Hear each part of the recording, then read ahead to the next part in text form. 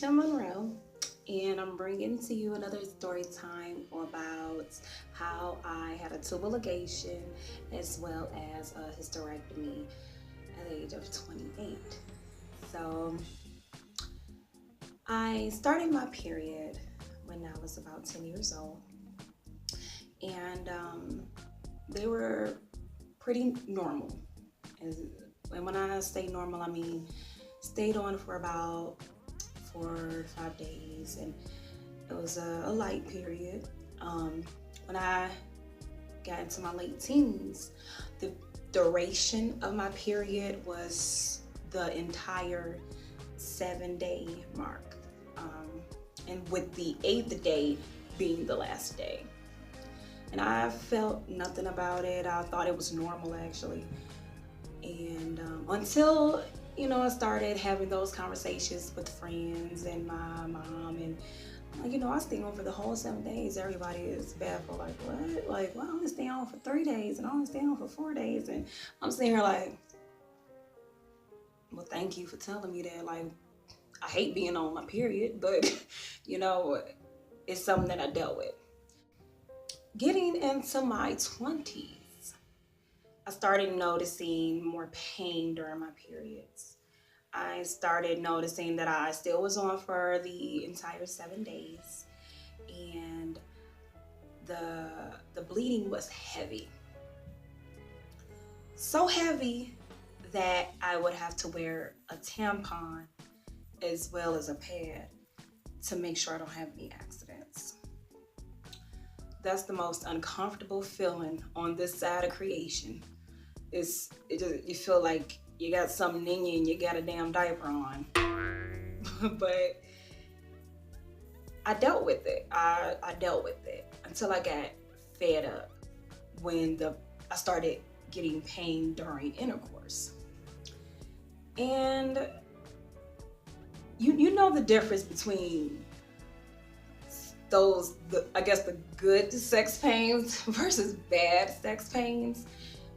It started getting like a sharp feeling when I was having sex, and the partner I was with at the time was, like maybe it's too big, no. So I knew I needed to go to my doctor and get checked and see what was going on. But by that time, I had already had 2 children, and I was leaving a situation, so I was single, and I felt like, that's the only time I felt the pain, so, I deal with it. That was the wrong thing to do, but we'll get to that later. I eventually had my last son, and when I gave birth to my last son, I was very serious about getting a tubal ligation. And with the tubal ligation, I didn't want to get a tubal ligation like I'm about to be out here busting it open and I ain't gonna have no kids. No, it wasn't like that. I felt I didn't want to, I was protecting myself during sex, but I didn't want to have any, I don't want to say mistakes, but slip-ups. That sounds just as bad. I didn't want to have a baby unexpectedly. That's what it is. I felt like I should take that extra precaution.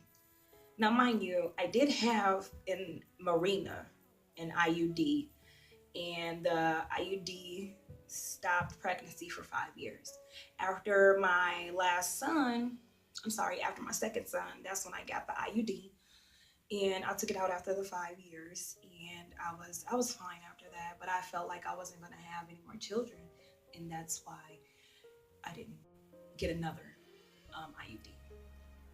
And if you want to know more about, how I got the Marina or the IUD and how it worked, I can do another story time about that as well. Okay, so I gave birth to Max, and like I said, I told my doctor that I would like a tubal ligation. She asked me, was I sure enough that I wasn't gonna want any more children? And I have 3 boys, and I was pretty sure. I was like, I'm good. So scheduled for the surgery after I had Max. I believe I was supposed to come in a couple weeks after I gave birth, and I came back and got the tubal ligation.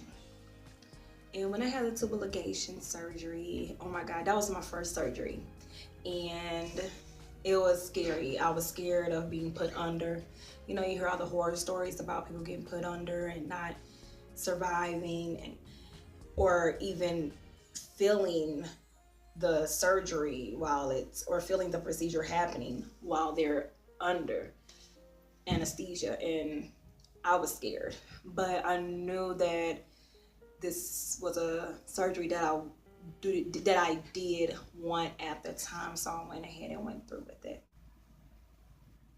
I'll never forget waking up from the surgery, and I'm laying there, and they have the little mask on my face, the breathing mask, and I'm just pulling it all off. She's like, no, you need that, It was crazy waking up from that, because you know, you're groggy and you don't know what's going on, you don't know where you're at. But overall, I had a successful surgery. Then I got a call from my doctor, and she said, you know, we need to go over some things. I found out a few things when we were having the surgery, and I want to bring it to your attention. So I came in, and you know, she was like, you know, if it wasn't for the tubal ligation, we wouldn't have been able to find this out. And I was like, found out what? You know, I was all kind of scared, because somebody tell you gotta come in to get some news. You're like, what on earth can it be? It can't be nothing good, because you'll just tell me over the phone, but that's how it is. But she told me that my uterus was 2 times the size it was supposed to be, and that I had endometriosis. And I have a couple of notes here about the endometriosis, and it's going to be my personal experience versus the Mayo Clinic and Google. Endometriosis it's a painful disorder, and it lines the outside of your uterus, and it's the endometrium, and that is what grows on the outside of your uterus. Mostly involves your ovaries, fallopian tubes, and tissue lining your pelvis, and the disease endometriosis doesn't spread beyond your pelvic and your pelvic organs. Some of the symptoms that are included with having endometriosis is crazy menstrual cycles, painful menstrual cycles, painful cramping, excessive bleeding while on your menstrual cycle. You can have pain during intercourse. You can also have nausea, bloating, infertility, constipation. And the symptoms that I endured during having the endometriosis is I did have bloating.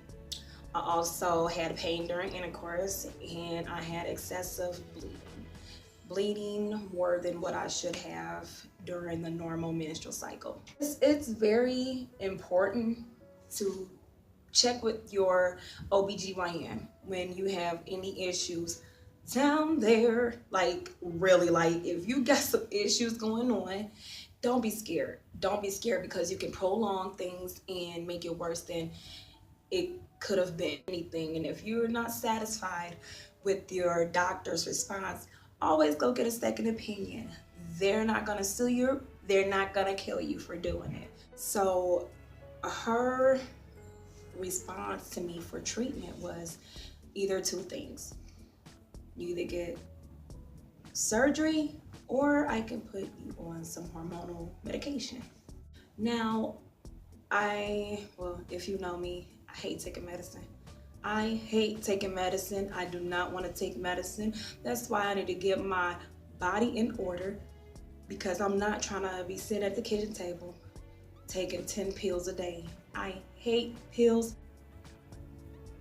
The surgery, I was like, okay, I'm not as afraid of surgery as I was before, and I trust her. You know, she did good the last time, And, you know, I didn't have any issues or too many complications afterwards.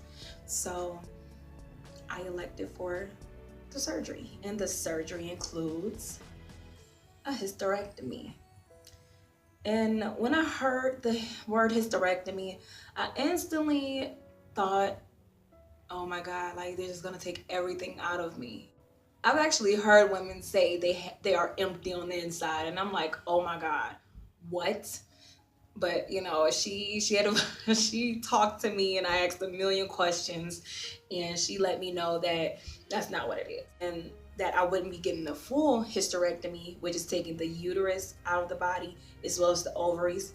I got a partial hysterectomy, which is leaving my ovaries and taking out my uterus.